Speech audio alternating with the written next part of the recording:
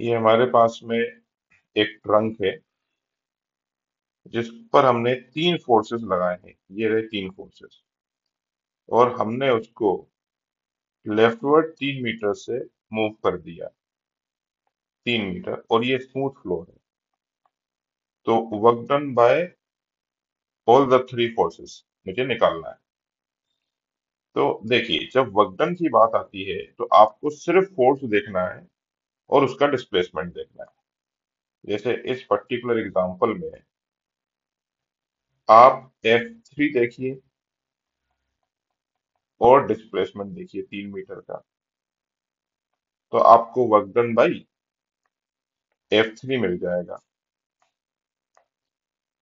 अगर मुझे F1 का देखना है तो मैं सिर्फ F1 देखूंगा, F1 कितना वर्क कर रहा है और उसका डिस्प्लेसमेंट कितना हो रहा है, बस यही देखना है हमको। और तीसरे केस में ये रहा डिस्प्लेसमेंट 3 मीटर का, और हम फोर्स लगा रहे हैं F2 ऐसा, और ये एंगल दिया हुआ है 60 डिग्री। ठीक, तो अब तीनों के वर्क डन हम लोग लिख लेते हैं। F1 की वैल्यू है 5 न्यूटन, F3 की वैल्यू है 3 न्यूटन, और F2 की वैल्यू है 9 न्यूटन। तीनों का वर्क डन लिख लेते हैं, जिसमें से एक वर्क डन तो जीरो हो गया, क्योंकि डिस्प्लेसमेंट इधर फोर्स इधर, तो इसका तो जीरो हो गया। तो इसका आंसर जो है वो मैं जीरो लिख देता हूँ।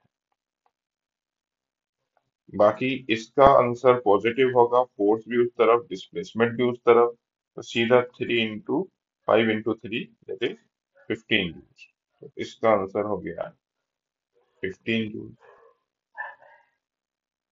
इसमें प्रॉब्लम हो सकती है क्योंकि डिस्प्लेसमेंट इस तरफ है और फोर्स इस तरफ लग रहा है। तो एक फंडामेंटल रूल है, जिस भी डायरेक्शन में बॉडी मूव करेगी उस डायरेक्शन में और उसके परपेंडिकुलर हमको सारे फोर्सेस को रिजॉल्व करना है। तो इस F2 को मैं इस डायरेक्शन में और ऐसे रिजॉल्व कर देता हूँ। तो इस तरफ जो हो जाएगा वो जाएगा 9 का cos 60, और इस तरफ जो हो जाएगा वो हो जाएगा 9 का sin 60। वंस अगेन, 9 का sin 60 और 3 के बीच में एंगल 90 डिग्री आ गया, तो वर्क डन जीरो हो गया, तो बचे ये दोनों फोर्स। और वर्क डन भी क्या होगा, नेगेटिव होगा, क्योंकि एक फोर्स इस तरफ लग रहा है, सॉरी, फोर्स इस तरफ लग रहा है, डिस्प्लेसमेंट इस तरफ हो रहा है। तो work done will be negative, तो मैंने लिख दिया -9 cos 60, मतलब 1/2, और डिस्प्लेसमेंट हो गया 3 का।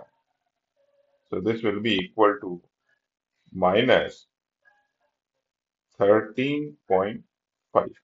मुझे कंफर्म कर लेने दीजिए। आ, ये हो गया 1.5, मतलब 9 और 4.5, हाँ, सो -13.5। अब इन तीनों को हम लोग अगर ऐड कर दें तो वर्क डन आएगा 15 -13.5, which comes out to be 1.5 joule. तो हमारा आंसर ए करेक्ट है। इसको हम यहाँ लिख देते हैं, आंसर इज ए।